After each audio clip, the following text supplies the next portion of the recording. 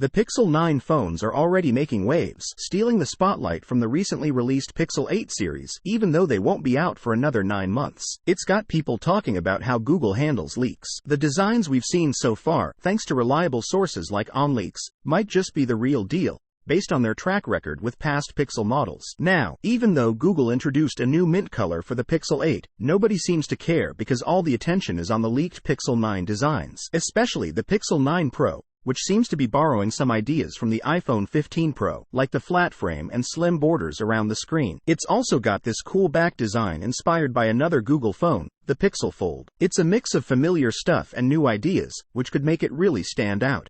But not everyone's sold on the new look. Some worry that the flatter design might not be as comfy to hold or use with one hand. Google seems to be trying to fix that by making a smaller version of the Pixel 9 Pro, in addition to the bigger ones. So, if you prefer a more manageable size, there might be an option for you. Deciding whether to wait for the Pixel 9 or stick with the Pixel 8 Pro depends on what you like. Do you care more about the size, the design, or maybe the rumor that Google might use a different chip in the Pixel 9? Some people are even thinking about waiting for the Pixel 10, which might have a totally different chip altogether. What do you think? Are you excited about the Pixel 9 based on what you've heard so far, or are you happy sticking with the Pixel 8 Pro? Let us know, and keep an eye out for more news about Google's fancy new phones.